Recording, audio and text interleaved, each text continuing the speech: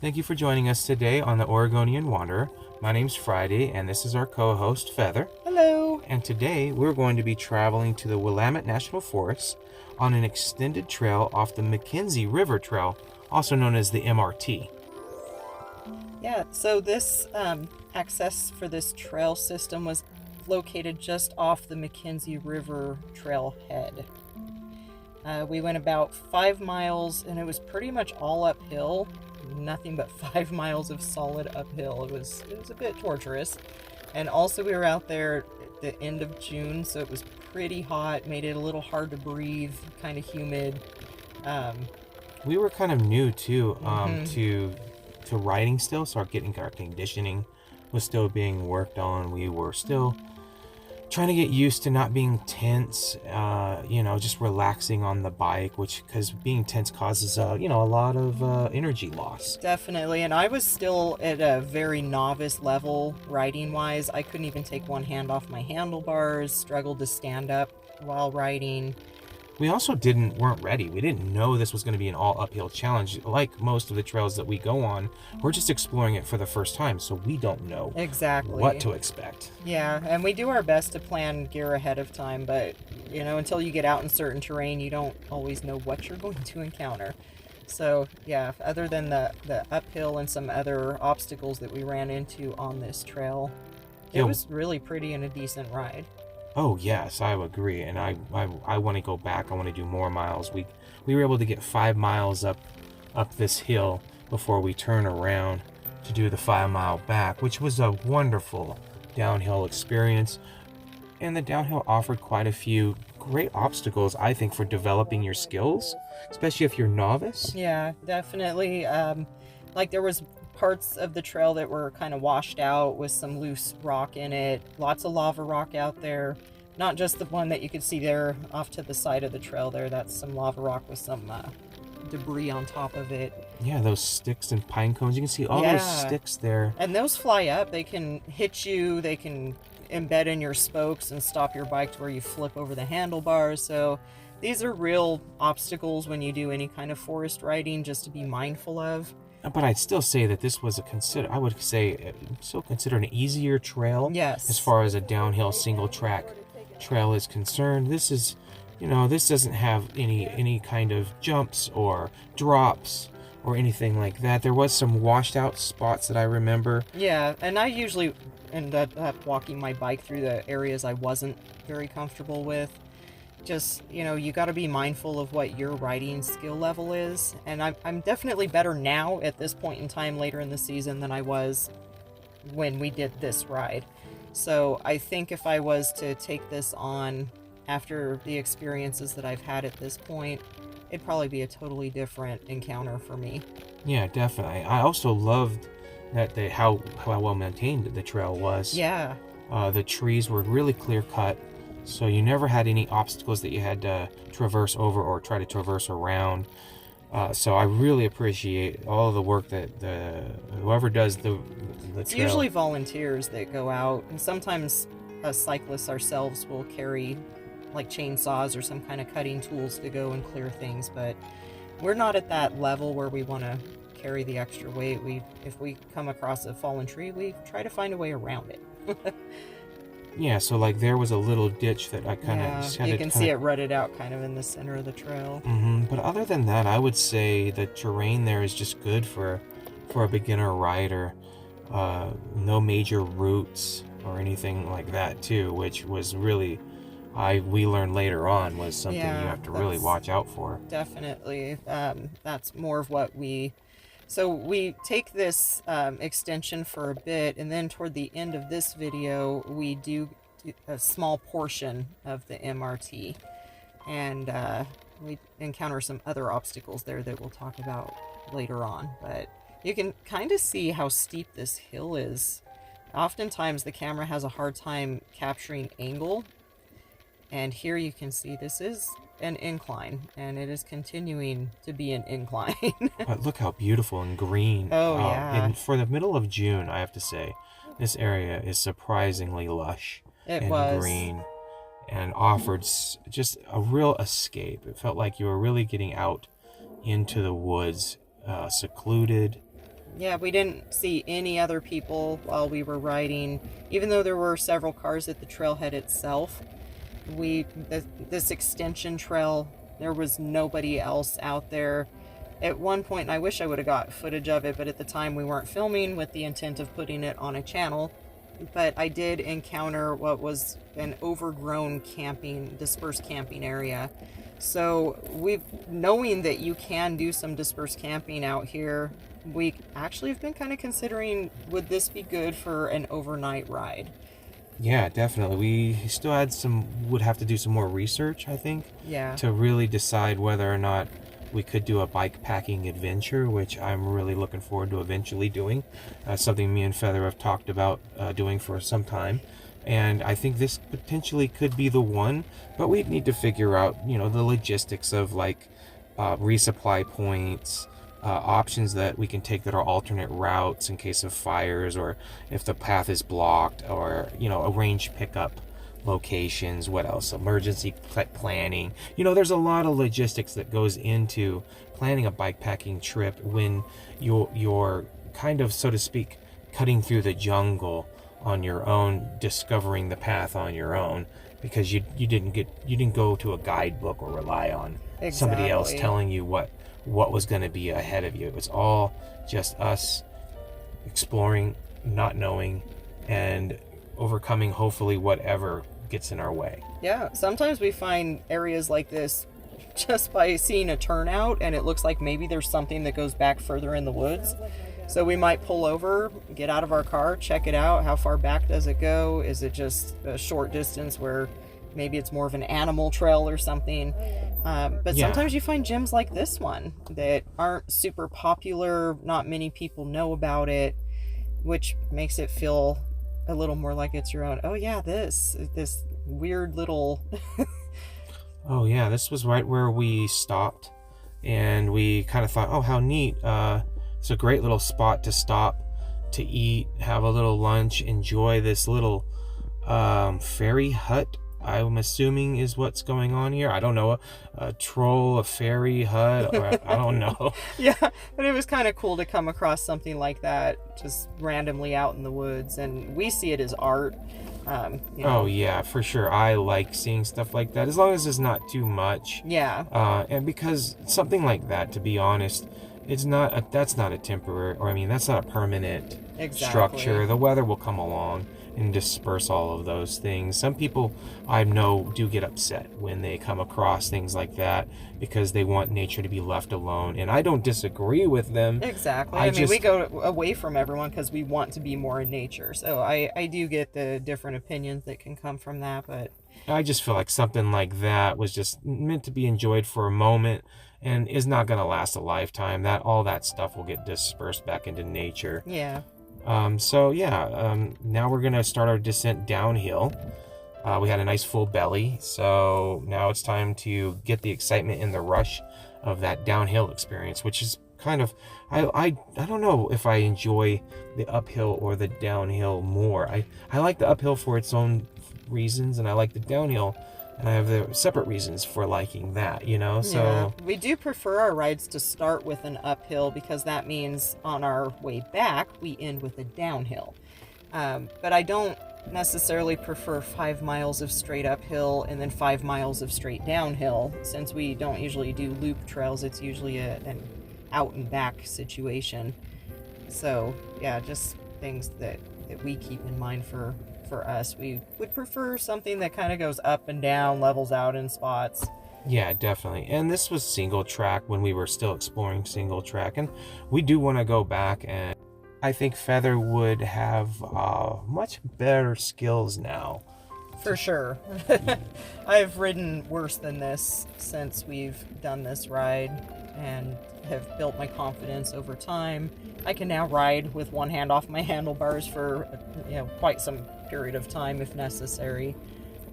Usually I'll do that just to rest my wrist here and there. If you're doing longer rides, that helps. Well, yeah, in single track too, you were really worried about any time it narrows in, and sometimes... Yeah, I struggled to even stay in on those narrow tracks, like within my lines, and if you have edges or big rocks to the side, it's just going to add to that layer of you know what they say, you have to commit. I had a hard time committing at this point in time when I was riding. And this part, I really just love the sound of the wind, I mean. Yeah. And the tires. And I'm just going to take a moment here and listen as we fly down this mountain.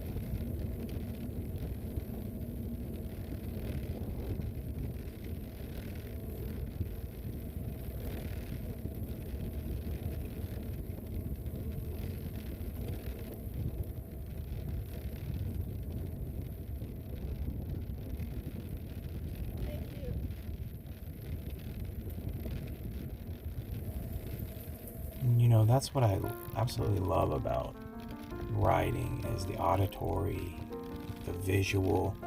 The camera just doesn't give you that The olfactory too, you know, your smell, because the woods, we've been through some woods that actually smelled like candy, caramel candy. It reminded me of a fair coming to town. And I reached out to some people to try to find out what in the woods could make that smell. Turns out there's something only toward the beginning of fall. The leaves itself will put out a very sweet aroma. So we didn't smell that in these woods, but you could still smell the pine and the smell of the earth. It was wonderful. Absolutely, and I love that we're just flying down this mountain now. Makes for a little bit of a shorter trip, but what an exhilarating feeling too. And a good reward after 5 miles of that steep uphill to be able to get that sense of relief of the wind in our face. It was a big relief for me considering that heat out there. Yeah, and I got this overwhelming sense too that there was a bear or something. Coyote. I did too. Yeah. Well, not a coyote, but a cougar, I mean. That something was out there kind of in the woods watching us. I don't know. I'm probably a little more paranoid when it comes to that, but it certainly did feel like this green, lush, beautiful forest is probably packed full of wildlife, including mountain lions or bears. Yeah, and that's a risk you take when you go out. So, you know, try to be as prepared as you can using bear spray, whatever methods make the most sense. But yeah, I had that same feeling. Like, it just felt kind of looming out in the woods.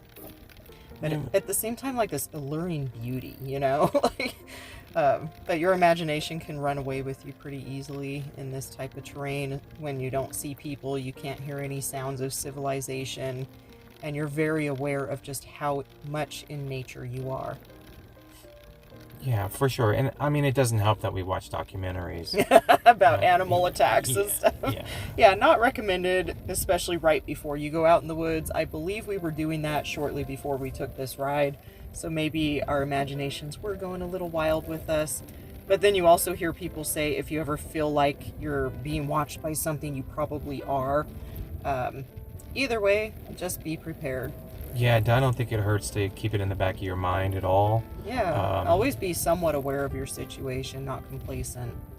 And you know, that's another thing about single track, is if there was some kind of an animal or some kind of an emergency where you needed to stop, or there was an obstacle, or your bike broke down, or you needed to get a drink or change a layer. I mean, there's a lot of reasons to need to stop.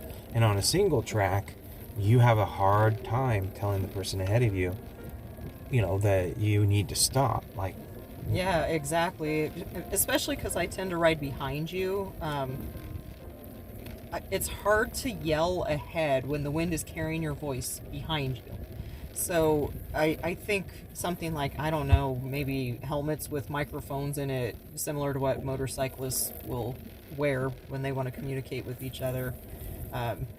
Maybe like a blowhorn, you know, some kind of way to make some kind of... Even a loud bell. Yeah. Would anything just to let the other person know up ahead. Because you've probably tried to yell, but I don't hear you. Yeah, and my voice just doesn't carry in general, so taking into account the wind blowing it behind me instead of toward you, it just adds another layer of complication to figure out. And we will eventually have something that we'll do. For now, we're switching it up to ride more gravel roads side by side, which makes it easier to communicate. Yeah, and if we do a single track, then you'll see me turning around quite a bit. I try not to go very far up ahead, I try to be conscious of where you are. Look behind me a Yeah. lot. Not hit corners unless I look back to see where you are. You're very vigilant in double checking where your partner is at But all times. it would be really nice to be able to just communicate. Yeah, plus to be able to talk. Yeah. You know, just carry on a conversation about something that we see, or just, you know, get lost in conversation as we're going down the mountain here. Yeah, I think it'd be nice to be able to communicate about some of the things that we see along the way too. Some of the flora out there is absolutely amazing. You have different types of fir trees, clovers, and things that cover the ground. And sometimes it's just this amazing, incredible view, but you're too far ahead for me to let you know, hey, I want to stop here and get a couple shots or just take in the moment. Yeah, so if anybody has any recommendations on good systems that they use when they're on single track to communicate with each other, please leave a comment. Or if they have a certain brand of like walkie-talkie, helmet walkie-talkie that they use, then please let us know. We would really appreciate any kind of feedback on products that you use or trails that you find. Yeah, it'd be really helpful.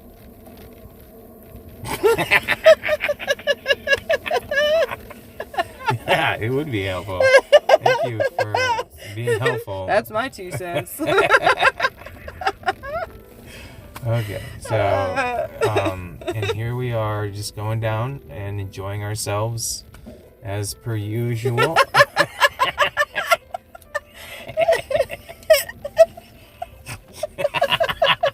Okay.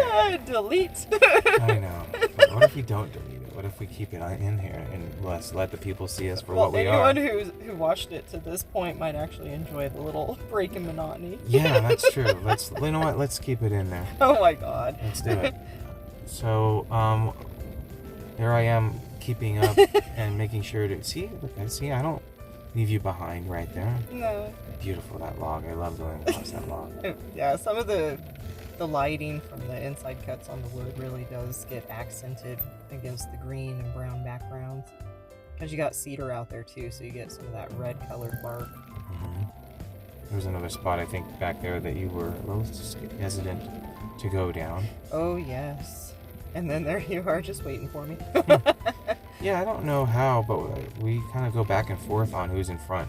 Yeah. And who's in the back. Well, from what I remember from this ride, you had some concerns about me with my different riding ability than yours, and there were certain sections like there, it's a lot of lava rock that I'm riding through, lots of debris, so likely you had me go in front so you could keep an eye on me. Probably a lot easier than turning your head backward all the time. Yeah. Oh, I love that meadow in the background, sorry. No, it's okay. I think part of the reason that we're doing this is putting this together so you can kind of see the ride, and you haven't seen an edited version of this, so I love it when you compliment the scenery or the shots or whatever. It's really awesome. It takes me back to the day of that ride too. It's amazing how fresh my memory gets when I'm watching this video. Like, I can recognize one area versus another, even if to some people the forest might look the same. To me, this is very different than some of the other areas in the Willamette Forest that we've ridden. Look at all that lava rock, though. I'm actually surprised that I rode through some of this stuff back then, because I recognize how much further my skill level has come now. Like, that didn't seem like anything to me now, but back then I know that was a challenge. Well, I think right there you're, Yeah. you know, it's obvious that you are still, you get spent, you know, even on an e-bike, you Yeah. Well, the heat adds to that exhaustion even more, too. definitely, and it was a really hot day. It was right before a big heat advisory, and we still went out there. But maybe that's also part of the reason we didn't see a whole lot of people. I don't think this section of this extension trail is ever really populated, but There was what no do I know? like water crossings either to like be able to cool No. down. I mean, I think if It you was went all dried earlier up. in the year, yeah, you probably would be able to see some water and be able to enjoy Yeah, it. but likely you couldn't really have your bike in there because this is a higher elevation where the snows linger a bit longer. So usually late May to June is probably the best time to get out there. Yeah, because a lot of any rainy days, if that turns into mud, yeah, I wouldn't want to be out there. And there No. are people that love to do mud runs, but we're not. Not on e-bikes, Yeah, with we're your just motor being right there and the Yeah. risk of any water. I mean, they do have covers, obviously, or we wouldn't even risk taking them out in the dirt. But Well, plus the dangers of it slipping out from underneath. It's a heavier bike. it You know, is. you have bigger chances of you slipping out on mud. So yeah, I think that's just an element we don't really want to deal with. Yeah, the We're lava rock out there had you slip out enough. You didn't need to add the mud. Yeah, we're kind of paranoid about look. staying out of the rain. We're getting to the trailhead area. So now we're going to actually take Oh yeah, this the is route. off into the McKenzie River Trail. yeah, awesome little bridge that you get to cross. Yeah, right at the entrance to it too, which is really cool. But there's no water in there, unfortunately. It might have looked really awesome to sit there and get some footage of some water below us, but it was just a dried up creek bed. Yeah, and I love this transition from kind of unkempt. It was, you know, the trail was kept okay enough on the extension Yeah. that we were just on, but now if you look, it's all clear and clean. Yeah, it There's was pretty not- smooth. It really was smooth. Aside from the roots, Oh, yes, those roots can get pretty treacherous. I found that it was easier on the ride in from the trailhead as far as the angles of the roots, maybe because it was more downhill from there. we also didn't realize at this time how dangerous roots could be. Yeah, we So found we were out just later. kind of plowing through them, having fun, not realizing roots are what caused the accidents for both myself and for Feather. We just didn't know what kind of force that they could have against your bike. Yeah, the one I hit, which happened to be around this area of this trail, if I'm not mistaken, somewhere within this, there was this huge root that was almost the size of a stair, but I was coming uphill at it. So it was like hitting the edge of this step coming up at it. And I was going too fast. And I didn't have the balance that I have now. I probably could have landed it and not wrecked like I did. But yeah, it was kind of a bit of a scary thing. And we did actually get video of the sound of the wreck. We don't know how it happened, but somehow I hit record on the way down. So Yeah, well, we eventually will be showing that footage later on when we cover the McKenzie River Trail. But we were just kind of talking about, you know, routes, and Yeah. for me, I was going around a corner, same situation. It was a route as I was going up the hill. It threw me over the front of the handlebars and kind of down a little ravine. yeah, that was and, scary you know, too. yeah, getting bucked off like a Bronco bull bucking off a cowboy. That's kind of how it happened for me. And, you know, prior to that, you know, we weren't wearing helmets. No. We didn't. I think it's not that we were trying to be daredevils or trying to be stupid. No, I struggle with the heat condition, so I was having a hard time finding a helmet that was ventilated enough for me. He on occasion was wearing a helmet here and there, but it wasn't a standard bicycle helmet. It was more for when he had his skateboarding days. Yeah, so not really designed for mountain biking. But now we since the accident, always yeah, have a helmet. for sure. We strap the helmet on. We strap And the a dog. first aid kit. We always have that Yeah. too. Yeah. Yeah, we do carry that now. That was a real Eye opener. eye opener for sure for me. Scared me a lot when she was passing out, and we were out in the middle of kind of nowhere. Yeah, we'll save and there the was story for okay. when we post that video, because now we're taking it. I think you're reliving it. Sorry. Okay, sorry. Yeah, but it was pretty traumatizing, and it really did wake us up, though. To It did. It sucked to get that kind of a wake up call. That wasn't very. It could have gone differently, and I still would have had a wake up call. But we do plan on going back to the McKenzie River. we do. I feel like that trail is one that I still need to conquer. But I just looked at some of the weather conditions, and there is snow in that area now, so it may still go back and forth because currently we're in early stages of fall. Well, I can say we were like 500 yards away from the exit. Yeah. We had almost completed it before she wrecked. So I feel like we really need to go back. We do. And- I think I can do it. I, again, did not have the skills then that I have now. Well, and also, yeah, you would be proportioning your weight differently too. Yeah. Like your backpack weight, I remember. It used to be way heavier back then, and when I would take on some of those inclines and declines, it would actually throw my weight where I didn't want it. So I kind of had to learn how to position myself on my bike carrying a heavier pack. But now I've dialed it into where I don't take nearly the amount of things that I used to take. I definitely was prepared water-wise, we'll say that. But you can just see that McKenzie River Trail is just so well maintained. It's very popular. We didn't see a lot of people at this time, but it was because it was later in the afternoon. It was a very hot day. I think most people were already, it was like beer 30 for them. Yeah. So or wine 30 for some of us. Yeah, but it was very enjoyable just to have the place to yourself. And yeah, it usually, as he was saying, is very overcrowded, especially on this section. This tends to be very popular because eventually it does kind of follow a lake. If you're familiar with the MRT, you're aware it follows the McKenzie River, and that can include any of the reservoirs and other things that the river flows into. yeah, this is actually considered the easier part of the trail. Mm-hmm. So if you're one of those people that's looking for that downhill or those drops or a lot of boulders to get across, a lot of obstacles, you want that high adrenaline rush type of single track, this is probably not the section for you. This is definitely a much more mellow section. It's just the roots on this, I believe, is probably the biggest danger. Yeah, there were some areas that I remember felt like putting a thread through a needle, basically trying to get through a couple rocky areas where you had two boulders on either side. Again, now I don't think that would be as much of a challenge, and even then all I did was slow down and just kind of walked my bike through it without getting off of my bike and just kind of kicking off the rocks as I went. Yeah, I think if we went back, we might do a little bit more of getting off certain routes. We're probably going to be pretty hesitant.